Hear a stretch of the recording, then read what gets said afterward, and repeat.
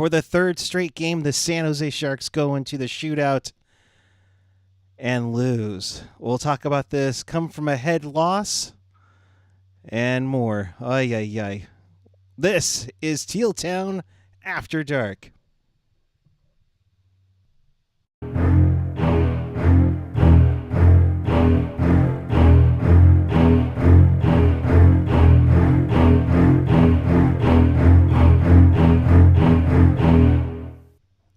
Good evening, everyone. It is Saturday night, November 5th. Wait, I'm sorry. It's Sábado, 5 de Noviembre, 2022. Okay, well, I'll spare you guys all. On Los Tiburones night, the Sharks lose in the shootout. Yes, this is not a repeat, folks. They lost in a shootout, this time to the Ducks again. 5-4, and we welcome you to this edition of Teal Town After Dark. This is your live interactive post-game show.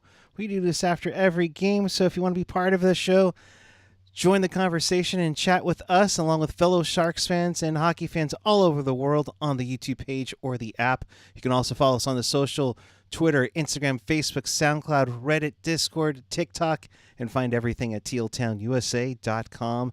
And if you want to support the pod, you can always Venmo us at Tealtown USA, or, as always, you can hit us up on the Super Chat during this program.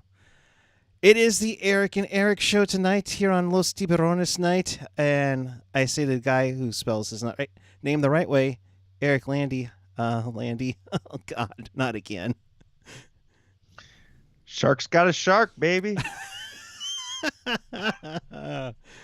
Oh, man. This one's a tough one, and you know, early on we've talked about how it was Reimer saving the day, saving the bacon of this team, but I don't know. I think you have to start wondering. Reimer's starting to run out of speed here. Yeah, I mean, this game, dude, we kind of have the roller coaster of emotion with this game, and I mean, it's not like we should really think anything differently. You know, I try to temper my expectations going in, and for me, it's you're just kind of playing out the ways in which they're going to lose, you know, in your brain already. So at this point, nothing shocks me. And you know, they're just finding new and interesting ways to lose. But you know, there are a couple guys that I'm happy to see pick up some scoring, and then, you know, there's one guy very in particular that I'm very concerned about right now. Very much so. I think I know who you're talking about. We'll get to that in just a little bit. Got to go through some of the stuff in the chat. The chat's already going off. Big Bird saying, got to say the 6-game homestand has been entertaining. David H., this was some kind of choke job. Incredible. We thought we got rid of the choke tag, Landy. God. No, they're choking on that stick. Yeah. Dana, hi. Thanks for tuning in. I hope the Anaheim boys look back fondly on their 2 shootout wins when they have to play Bedard and Teal 4 games every season for the next 20 years. Triple G 0806, 1, 2, and 3 homestand blowing third period leads. Can't win a snoot. Yeah, it's a tough one, folks, but you know, and for David H. again, I know we've been giving away a ton of picks for players, but watching the Ducks get 2 shootout goals with their up and coming stars while we have none remotely close is tough. Yeah, no, I mean, Mason McTavish was a guy that I had big highlights on my draft board in his class, and I think he could have the potential to be a Getzlaffian type center for the Ducks and really be the anchor that they build around, because that kid is one, he's got a very good competitive streak to him. 2, he's very large for his age, and he's already, I think, what 6'2", 240 or something, Something and the kid's ridiculous gonna, like that. Yeah. yeah, he's a monster, and he's only gonna build into his body a little bit further. And three, I think this is a kid that is successful where he goes, and in the different programs that he's been in, he's had very high levels of success. So he, to me, really got them this win, the key to this win, and really took on a leadership, a kind of a, not a leadership, but more along the lines of becoming that clutch player, starting to build that in his repertoire. And it sucks that we have to see him, 5 games a year, 4 games a year this year, but normally it's 5 to 6. So Right. you know, again though, I mean, shark's gonna shark, right? I mean, they have a good opening period. I thought, Yep. and the shot, bear in mind and yeah, It's I I don't know. Go ahead. no, you're good. You're good, man. I just the shots like you were mentioning, 21-4 in the first period.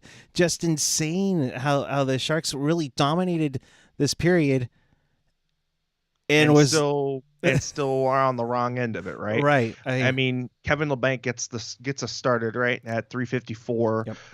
A great, just a great pass on net. You had a guy driving there, so you were expecting, Timo to get, a stick on that.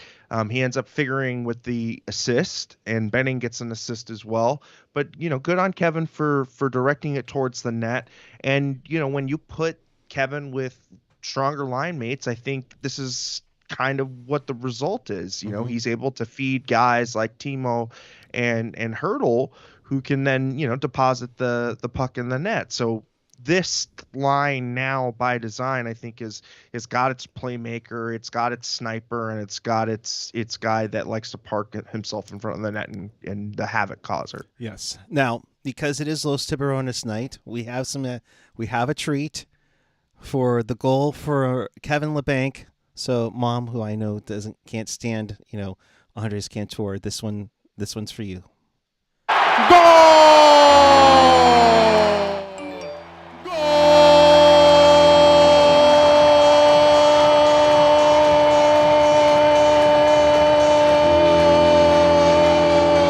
De los Tiburones de San José apareció Kevin Labanc. I always get a kick out of Los Tiburones night when they score a goal. So thanks to the Sharks Audio Network for that one on hand. That made it 1-0 Sharks, but it was a little feisty too all game too. Gadjevich just was trying to start. Oh my goodness. It's just stirring some shit, if I might, call on a profanity there. And again, I really like the positioning there, and I think this is when they're playing their game. That's what he's supposed to do by design, right? right, and get some grit in there, which is what this team has been wanting to have, more grit and more grit and more grit. Because the biggest thing you needed was more grit on there. But then you see Leishon get his first, I think, in like 21 games to tie it up. Then Comtois, makes it 2-1. I just. Well, let's break down the Leeson goal first, right? Yep. On this one, you've got two forwards that are pulled high, right? And you've got to adjust for the winger who's coming down the boards. Let's see if I can see who was on. I believe it was Timo and Hertl whose line got victimized. Yeah, it was, and it's just a poor execution there by Kevin Labanc, who should be driving to the boards. But instead, is dangling up by the far blue line. So, right. For me, this is bad on the forwards. Your defense is positioned well. They're tracking with that forward, but Kevin's got to stick on his guy, and he just leaves him completely open to make a play, on a far side stretch pass, and when you get a goaltender going left to right, and you have a guy that is able to kind of wiggle out of his defensive assignment, then you've got the recipe for a goal being deposited in the back of your net, and that's exactly what we saw there. So, I think Timo bites a little bit too hard on his forward, and I don't think Kevin posts up on his forward near enough. He doesn't even make an attempt to go in a back check, and instead takes the guy on the far point, which Hertl had already covered. So that's a mental lapse. And when you've already got the good feel goods right at the beginning of that period, you've got all of these shots funneled, and then you let a stinker in like that. That's lays the seeds, of doubt early on in the game. And then let's go to that Max Comtois goal, which it's a 2-on-1. Zegras gets it over to Comtois, and Comtois is able to bury it. And again, another blown assignment late in a period. And it's, again, a rerun of what we saw last year of how this team lets in soft goals at very inopportune times. And head on a swivel, boys.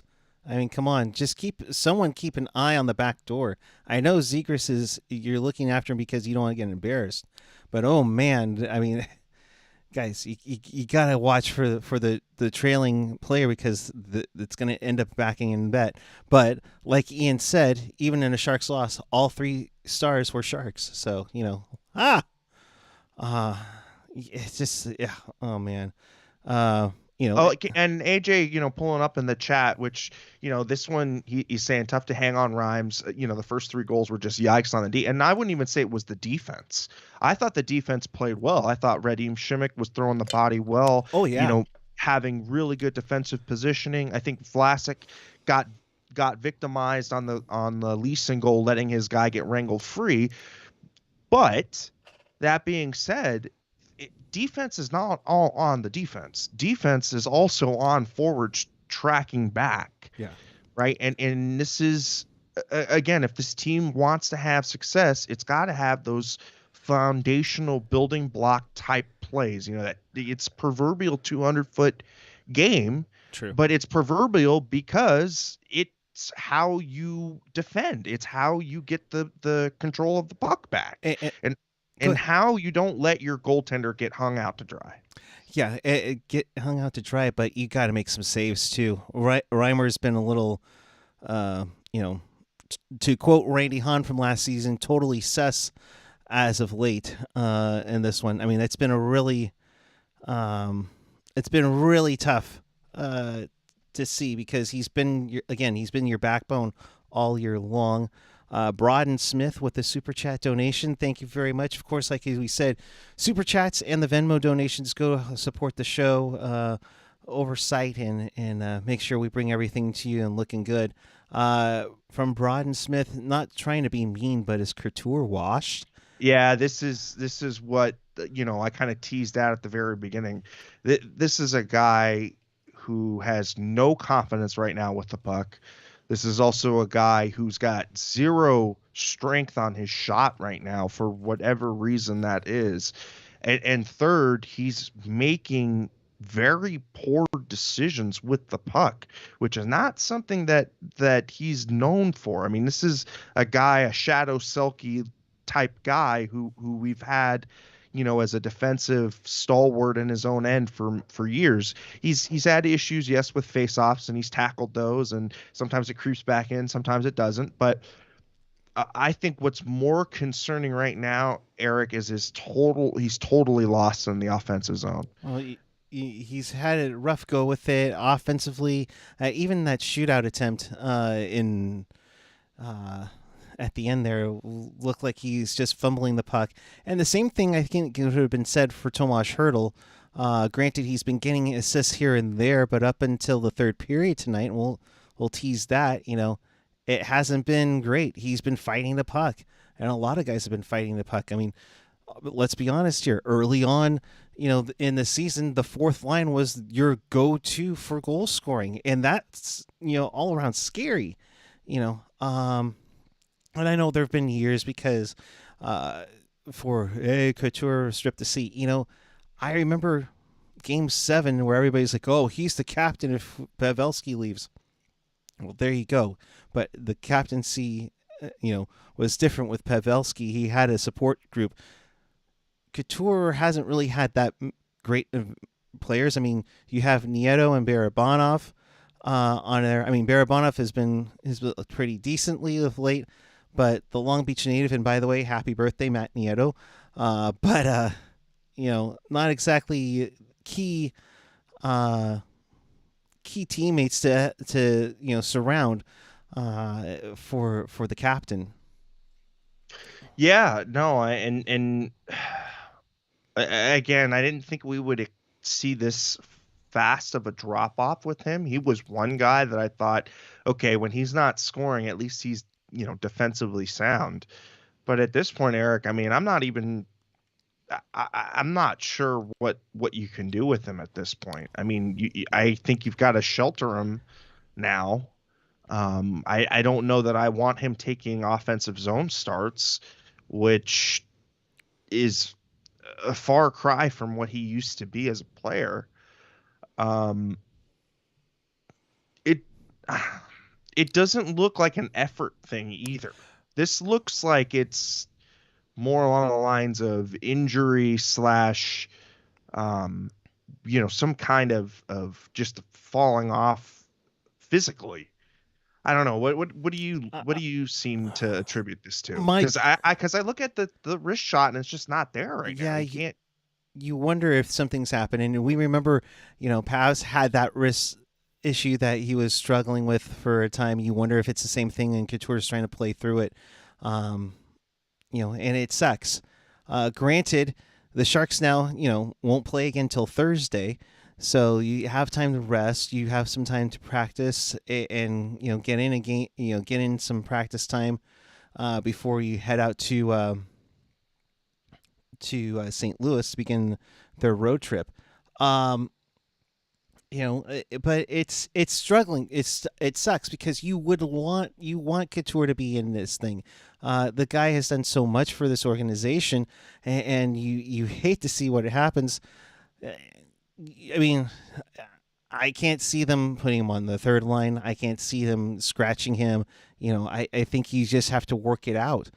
Similar with what Hertl did, and I think it's just going to matter of time to come. So we'll see. I hope he's not injured. I hope it's just you're getting the schneid and you got to break it sooner than later, for sure. Briefly moving on to the second period, you got Meier getting his 5th goal, and that's a 5-game point streak for Timo Meier. Again, a guy who was struggling and found a way to get through it. And granted, Couture, kind of going back at Couture, Meier deflected the shot from Couture that, kind of negated Couture's hat trick against Toronto earlier in this homestand. But Meier getting that done. Then you have the whole brouhaha of Toronto, kind of covering up the puck, and Meier's like, oh yeah, well, if you're going to hang on to the puck, I'm just going to knock you down. And it causes that brouhaha, and then we get to the controversy. Well, at least one of them tonight. Luke Kunin gets his 2nd goal of the season on the power play. At first I thought they were going to look at a distinct kicking motion, but Anaheim challenges it for offside. Now, Landy, we've seen this before. Game 7, Western Conference second round against Colorado. I'm going to put the screenshot on the screen here. You tell me, what do you think of this? I don't remember the rule, to the rule book's extent, if the player is allowed to be exiting the ice with his skates off the ice, because if it's written as if his skates can be off the ice and he's considered no longer part of the play, then I think they got the call correct. But if the player needs to clear the yellow dasher in order to be outside of the play, I don't think you can sit there and say that he's fully out of play if you're going to use the yellow dasher as the mark of demarcation. So I don't know. I don't claim to be an expert on this because it's very much one of those plays that you have to dust off your rule book to see what exactly it says in there. But if I am looking at this with my eye and knowing that the yellow dasher is normally the point of demarcation, then I would have thought this would have been offsides. Yeah, I mean, just going off of what happened with Gabriel Landeskog in the playoffs, 3 years ago, I was with Drew on the call. I thought I was offside, no matter what. I thought it was like the whole plane of the blue line was the whole explanation of it all. But the thing is that it's I don't know where they caught in there.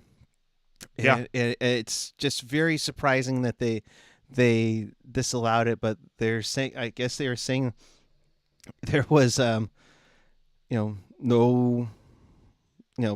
there wasn't, evidence. I guess, wasn't enough evidence to overturn. So I guess maybe the Duck player kind of impeding the camera angle saved the Sharks a goal there. But if I was an Anaheim fan, I'd be a little annoyed at that one. Oh, absolutely. I mean, it's just mind blowing. It's just really mind blowing as to why they didn't call it. I'm trying to see on the Twitter machine, and I have not seen an explanation yet from the league. So that's kind of weird. Usually the NHLPR has it up by now, but they have not gone on and explained it. So interesting. So I guess moving onward, Sharks take a 3-2 lead. They don't do anything with the unsuccessful challenge. It's just crazy. But third period, we have the little brouhaha with Gadjevich getting in front of Stolarz, and then Benoit tries to defend himself. Zegras kind of jumps in to try to get Gadjevich off. Thought that might have been third man in, but I don't think he did too much of it. But then Hertl, thank God. Thank God. Hertl's off the schneid. Oh, that's that was a huge lift for Tomas Hertl to get the insurance marker and make it 4-2. Yeah, I mean, you and Ian had called it on the last game, right? This is a guy that we're not really worried about. It's just a matter of time. Same for Timo, right? That these guys are just going to, take some time. You get some good chemistry with Kevin Labanc, and I like Kevin Labanc being up there with those guys. I think they all kind of accentuate their features to the fullest extent. I mean, I liked Barabanov there as well, but with the way Couture has played, you just have to have some kind of spark plug for that line. So for me, I think that he's, you've got these two guys that are just, again, pure goal scorers, and you're going to get them to eventually get going. And again, I like the move to have Kevin up there. And I think he helps drive that line a little bit more than Barabanov is right now. Yeah. But again, it's a double-edged sword, though, because you've also got to get Couture going now. And one of the guys that I kept kind of thinking about over and over and over again, that's similar situation kind of fell off very quickly, was Andrew Ladd, right? And he's kind of a guy that's like, people have been asking for comps for Couture's play as of late. That's the guy that I kind of look at as it's a very similar type of precipitous drop off. Yeah, it's like, it's nice to have seen him having an almost hat trick on that game against Toronto earlier in the homestand last week. but more consistency. And I think that goes for the same with Hertl. Yeah, you got a goal tonight. Thank you. You got a goal and 2 assists. Heck, for that matter, a goal and 2 assists for Hertl, Meier, and Labanc. Labanc, nice job up in your trade value. I mean, that's going to be key for the Sharks down the road. But yeah, you need more consistency out of your top 6. Meier's starting to get going. Hertl's been contributing here and there. Labanc definitely needed that, and he definitely looked like he was, looking good, especially on the top line. But, he can't always be on the top line, so you need to bring it when you get into the middle 6 or the second 6 to make things happen. Yeah, well, I think, this is now where kind of the good feelings of the podcast start to end, because when that third period, you've got Mason McTavish, getting his first goal on the season, and Kulikov gets the goal. And like I had said earlier, that Brett Leeson goal kind of similar in that it's a blown coverage right after, a power play, and the Ducks are just able to completely wrestle the momentum away. And you could see the sticks start to tighten up real quick with the Sharks, and they just turtled. And honestly, I mean, this is something that's got to be coached out of these players, because this looks like psychological drama being unfolding in the third period. Once these guys are I think fragile right now. This is a fragile group. And it should be, because when you're letting in goals like that in the third period, I don't know what you're doing, Eric. It's pain. It's painful. But we knew that's what the Sharks were going to deal with pain. DJ AA 27 Los Tiburones shirts on eBay now. Cool. I'll be getting one soon. Jesse Littlefield. By the way, love the icon saying there were good feelings. With this season, you have to take some good from what's going on with this team, because it's like, God, Michael Molasses. The fourth line needs to actually play hockey. Nothing comes from that line, and it hurts me whenever I see Lindblom and Lawrence out there not doing much of anything. Yeah, I mean, I'm looking at this right now, and I'm like looking at Matt Benning, and I'm going, what are you doing? Right. You know what I mean? And this is a continued problem with this player, and I don't understand. This was one of the more baffling moves in the off season, and I think we had all talked about, boy, what's this contract going to look like in year 3? But I'm thinking, what's this contract going to look like in year 2? Because there's 4 years of this, and it's just another mental brain fart in front of his own net. And of course, one of those shark killers that just loves playing against us for whatever reason. Adam Henrique gets the third, his third of the season with Terry and Zegras with the assists at 1832. And at this point, choke job complete. I mean, we've got it all tied up, and again, momentum completely sucked out of the building. I mean, up in that third period, even I think in the later stages of that second period, you had a good crowd tonight. You had, the tank kind of rocking, and I could hear the chants, and it seemed like it was a pretty packed house. Yep. For Los Tiburones night. And you go and you lay this turd in the bed with a night that's supposed to be good, warm, fuzzy feelings, getting a lot of people into the tank. It's a Saturday night. You're going to have a good family crowd. And then this is the product that you put on the ice.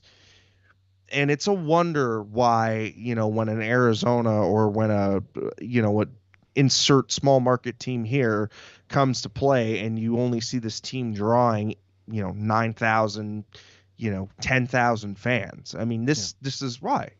This is why. I mean, and it goes from being something that was exciting. You know, there was some good young players out there with that young, exciting type of hockey. We were seeing that. You know, we had some brouhahas, we had some physicality. You know, people were getting into it, and then you go and you just lay this turd. Really soured what was going to turn into a good night for me.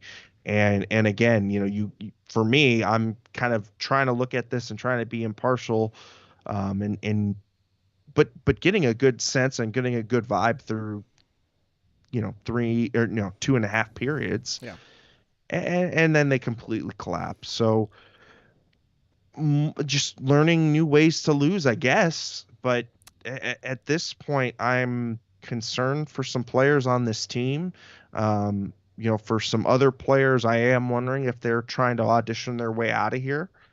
And I would expect to see more collapses of this type going forward in this season, because if you're collapsing like this now, in early November, what's March, February, the dog days of the season going to look like? Yeah.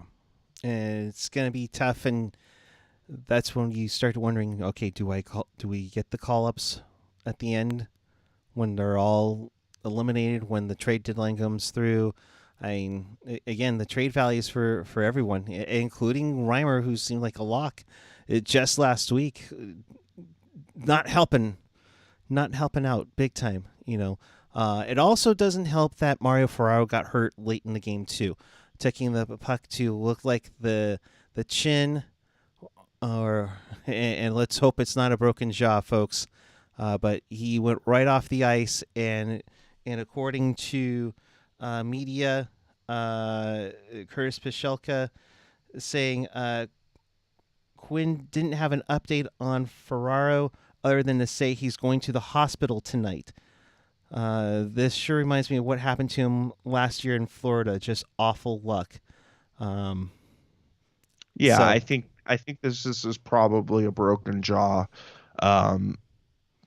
And he's already had issues with his, getting pucks in the face before. And I think you even have to start to consider maybe a concussion on top of that. Yeah, and that's a tough one too. You don't want, because when you get that TMJ and you get it shoved backwards like that, you can become concussed. Yeah. It didn't look good to me, Eric, and I would expect this is going to be of the weeks variety. Yeah.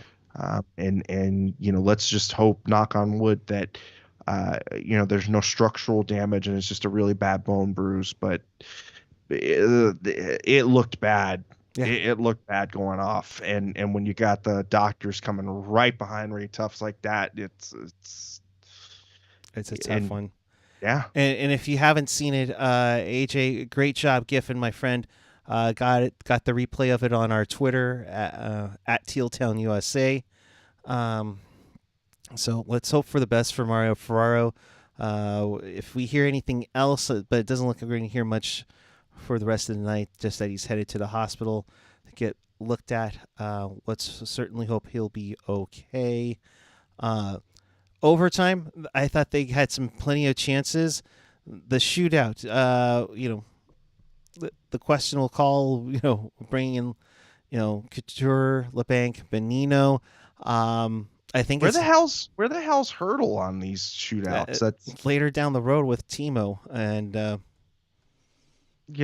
I think you should either be starting with Timo or starting with Hertl, followed by, Kevin Labanc seems to have some mitts for it, but I don't understand Erik Karlsson on the shootout. He's got maybe two moves where it's either take the slap shot at the hash marks or coming straight on in on a lateral type of move. Yeah. And that's literally the two things he's got. But here's the thing. With that one, you got to go with the hot hand.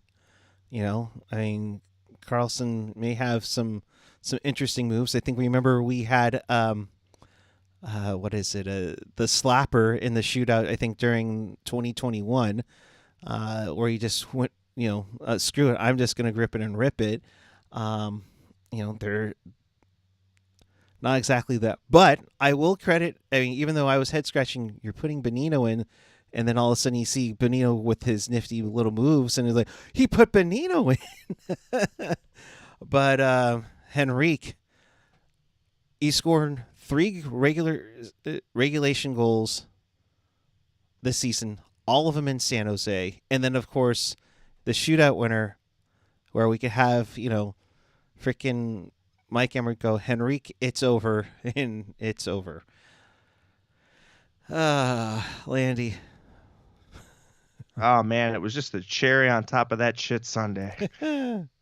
But again, we go through it. Do we expect anything different? At this point, this team hasn't showed me, much has changed, in a calendar year insofar as coaching schemes and just seeming like this team can't play situational hockey to save its life, and aging veterans that are now of the troublesome variety, and wondering, where the where the captain of the team is, where he's at health wise and where he's at mentally, because he's a competitive player. That he puts a lot on himself, and he's not able to perform at a, dare I even say, a replacement level center at this point. I think maybe you're getting third line value out of him, maybe, but this is a guy that should have been a 1B. Mm-hmm. This is that type of a player, at least anchoring a very good second line, and right now he's not able to do any of that. Yeah, it's just frustrating. It's just frustrating, but at the same time, that there's going to be pain with this team. And people asking about Eklund and Bordelot, just leave them alone. Just keep them on the CUDA. Just let them do their thing down there. I don't want them touching this stink show. I don't want them to learn how to lose. They need to be in a group of players of similar age, and building themselves up as a young core that can then augment the core that you have up here. Yeah. And you're not going to be served by 12 minutes of Bordelot or 15 minutes of Eklund, playing maybe a tweener, third line, second line type of role. They're not going to get the same kind of development as if they're playing 19 minutes, 18 minutes down in the AHL. Right. I mean, you look and see what Shane Wright's going on with the Kraken. Granted, the Kraken are second place in the Pacific, for crying out loud. Where did that come from? But it's tough. It's frustrating. And look, we mentioned this before. I know Ian's mentioned it before. It's like, yes, in an ideal world, we would love Eklund and Bordelot to be here and just shooting it up, goal scoring and everything. But if you want Connor Bedard, you shouldn't have them up right now. Plus, I don't even think, like, if you're asking what you're going to get out of a player like Bordelot and a player like Eklund, I mean, these are guys that are more of the playmaking variety in the first place. I mean, they're not, yes, they can score goals, and I think it would be probably in the wheelhouse to get like 30 goals from Eklund. That's kind of what he tracks as. But again, you're going to be putting him against other teams' checking lines, other teams' second lines. He's not a player that has matured enough yet to take on that responsibility, and I don't want him to be in over his head and have a Mirko Mueller situation all over again. Yeah. So for Shiggles, while you were talking there, I did the tankathon.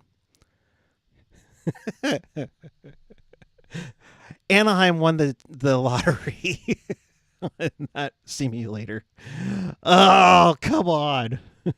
For crying out loud.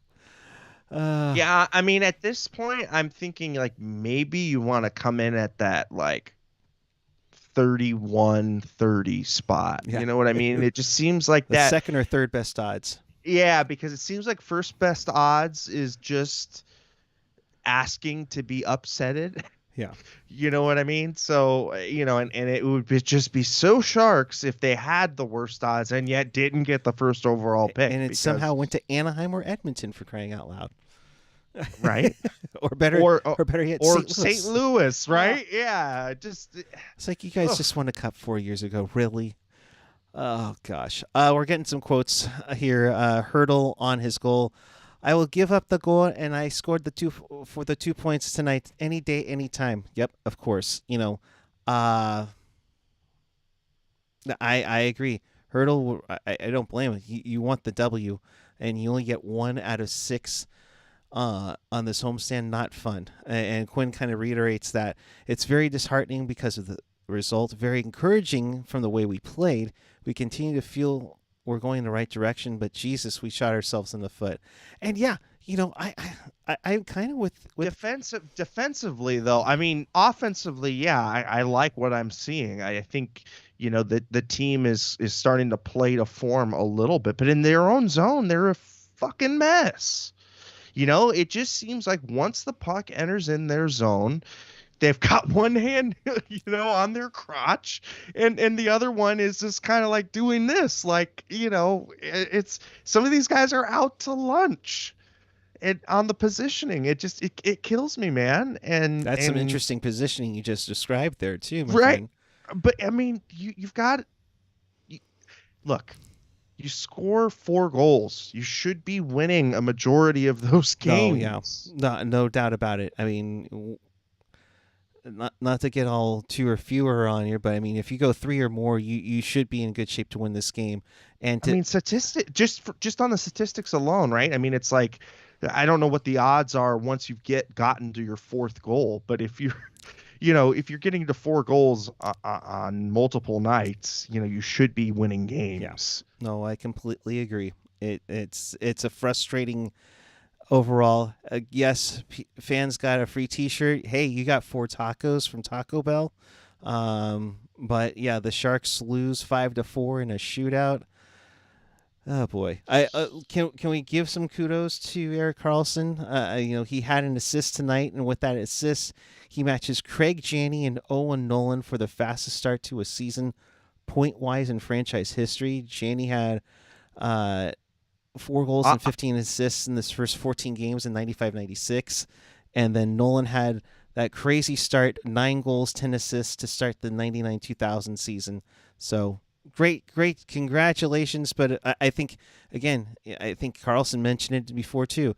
I'll turn that all in if we can get a W more consistently. Hey, all I have to say on this one is, Gruzy, please be calling Kyle Dubas right now, being like, hey, I can sell you a slightly hot Erik Karlsson, and maybe I'll take back 30% of the salary. I mean. Because it's clear. I mean, the guy is talented, but it's like it seems like he's talented when there's not a lot of stars around him and he's the only show in town. Yeah. You know what I mean? Like he's talented on bad teams. I mean, yes, he had that run with the Ottawa team that was one goal away from going to Stanley Cup. But again, this is a guy that. Wrong age, wrong side of 30. We're concerned about how delicate he is throughout an entire season and a season's worth of games workload wise. So if you're not trying to maximize value right now out of this player, then that's concerning. Yeah. So, again, Gruzy, I hope you're phoning some phone calls from Kyle Dubas, maybe some late night pillow talk, some late night trade pillow talk. I don't know, but call that man. Call that man. Yeah. Well, I mean, I don't know. I don't know if they can afford that. I would love to see the return on that if that involves at least like a William Nylander or something in that, or just hell, let's just have like a big old blockbuster. Like Toronto. I'll take Erasmus Sandin. You know what I mean? If you want to go, young buck for superstar, and you're able to maybe extract a pick and maybe finagle some way again with the finances there. That's not a bad idea to get a young stud defenseman. You know what I mean? Somebody that can pair with Amaro Ferraro for the long haul. Yeah. Luke Cunnin with some comments afterwards. We're not out of this thing. We have to have a good road trip and play full 60s. There's still plenty of time to dig out of this. I appreciate the optimism, my friend. Everyone is a competitive person in this locker room. Our goal is to get better with each game. And honestly, I think they've gotten a lot better. I think they've definitely made it entertaining. And what Ian and I had said on Thursday night, it's like, if we're going to lose, at least make it interesting. Be careful what you wish for is all I have to say about that one. Because like I said before, it's new ways to lose. And Al saying EK on the Leafs doesn't help them get out of the first round. Boy. We know that, but do they? You know how they get so crazy about they're like, Leafs fans are like goldfish. They're like, ooh, shiny, like you give them something shiny to play with, and then, you let them toil that, for a little bit. And then, once you get to them and you kind of tease them just that little bit, you take it all away, and then you just watch the chaos that ensues. That's being a Leafs fan in a nutshell for you. Oh my God. One more quote from Tomas Hertl. It doesn't matter how we lose. It's always tough. 3 times in a row is tough. We can play good hockey, but we have to learn. If we fix our details, we can be in every game. It's great to say that, but, I'd love for you guys to do it. I'm sensing the Mike Singletary, don't tell me, show me mentality coming from you.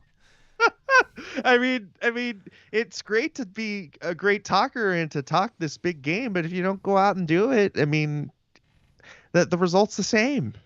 You know what I mean? Like, yes, there's a certain part of it is process, right? Yes, there's a certain part of buying into a system. Yes, there, a coaching staff has an effect to some certain extent, but the majority of the responsibility is on the players, right? I mean, they're the ones going out there taking the ice time. You can get messages from X, Y, and Z, but if you're not executing and you're not playing sound fundamentals in your own zone, starting from your own zone and going outward, I don't know how you can expect any other result than what we have seen in the last 3 years. Quinn cited Lawrence's missed pass to Nieto that goes to McTavish as an example of Sharks shooting themselves. You've got to learn and feel this type of pain before you actually stop playing that way. And I just can, there will be pain. There'll be lots of pain and all that stuff. So, hey, we got 60 people watching us. Thank you very much. If you haven't already, please like this video. Please smash that subscribe button, as they always say. And, of course, hit that notification bell. That'll let you know when we are on the air or we've uploaded something. Ian, and just know you're not alone in your misery of Sharks hockey. The more that we teal together, the more we like these videos. Marty T, thank you. If you like this video, the Sharks will get Bedard guaranteed. All right, now, come on. It should be up to 40 by now with full likes for sure. DJ AA27 with a super sticker. A pair character stretching his arm forward and raising his thumbs up. So thank you very much for the super sticker. I think that's our first super sticker before. So appreciate it. Come on, keep it pumped up. Al. Not enough pain. Not What enough about pain. What about the last 3 years? at the folks at the rate we're going? This is Cow Palace territory, folks. 3-8-3. I mean, this is actually probably better than the Cow Palace days. I think they've had like a 13-game losing streak after their first win in their franchise history. So, how many losses until we start looking at the 91-92 record there? Well, 91-92 was 17-58-5. Of course, that was an 80-game season. I can't see them just, only winning 8 more games to finish 11-71-2. I don't know. I mean, I wouldn't put it past this team. I don't know. I think they've shown glimpses. Again, yeah, the result was not in favor tonight, but I will say this team did look good tonight up until the last 5 minutes of this game. Well, that's the problem. You got to play a 60-minute game, and this team hasn't put it together. No, of course. I completely agree. I mean, I think we have one regulation win. Jerry F in the chat, take together. Careful. That might be coming. That might be an idea that gets noticed. I support take together, AJ. Oh, I love it. Oh boy.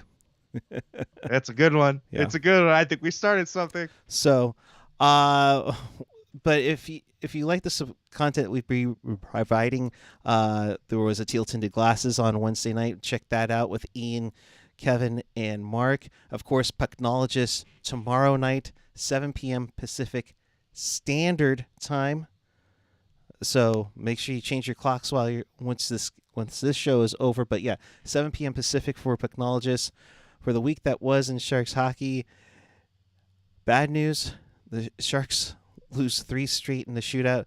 Good news: we're going to talk about Erik Karlsson on the Pucknologist tomorrow. Oh boy, that ought to be just that alone, folks. That's gold podcast airtime right there. Just saying, folks. I mean, that's going to be epic. So, and not going to lie, I've already seen the thumbnail for the show. And are you on Photoshop monkey duties? Oh, let's just say it was. It wasn't Tomas Hertl, but fun must be always. Ooh. AJ, yeah. Pucknologist will be epic tomorrow. Yes, so check out all that stuff. All back like we Jerry. did in the third. Oh, come on. 18 not likes? wrong. Is that all we got? 18? Come on, people. Let's go. Let's get up to 25. Come on, before we get out of here. Want to give a quick shout out, and forgive me for the screenshots. Well, let's give a quick shout out to Jorge Jada Camacho, the artist for Los Tiburones night, and the mural. I was hoping to find the location where that's at, but that was pretty cool. Different twist to goes with a hammerhead this year, so really looking forward to that. Of course, if you want the jersey, and I know I'm a sucker for warm-ups, you can still do that for the auction up until I think it's Monday at 5 p.m. So be on the lookout for that. So. Or you could hit up our resident you could hit sweater up, maker. Yeah, or you could hit up AJ, I think, at SJ Sharks Jerseys on Instagram, and you can get one of a kind for it around the same price. So very good point, Landy. All right, with that, let's get on out of here because somebody's got to work at 4 a.m. In case you missed it or you want to watch this again, check us out on tealtownusa.com or your favorite podcatcher, whether it's Apple Podcasts, Google Podcasts, YouTube, SoundCloud, Spotify, TuneIn, iHeartRadio, Odyssey. And, of course, if you're watching us on the YouTube, hit that like, subscribe, and notification bell. And, of course, if you didn't watch us live, by all means, hit up the comment section down below. We'd love to hear your thoughts on this epic 5-4 Ducks win in a shootout. The Sharks' third straight shootout loss. They finish 1-2-3. They get 5 points out of a possible 12 at home. But now, like I said, they get some rest. They get a few days off. Then they get on the road for the Midwest for the first time, starting in St. Louis on Thursday night, which quite honestly, the St. Louis Blues have just 3 wins and 6 points on the campaign. Yeah, they need to get it going. Yeah. I guess final thoughts. Sharks are finding new and interesting ways to lose games, buddy. And that's kind of the tagline of Sharks hockey right now. Oh, ain't that the truth? And as far as where you can find me on all the social media garbage using my first name and my last name. I spell it the same way as this guy across from me, so it's not too hard. Yeah, or just think of Eric Carlson when you can think of us, and Yeah. and one of us had a good week, and us was like, yeah, it's okay. Yeah. So again, check out Teal Tinted Glasses from earlier in the week. Also, Pucknologist tomorrow live at 7 p.m. Pacific. And we'll be on there. Oh, don't forget the CUDA and the Wranglers, formerly known as the Stockton Heat.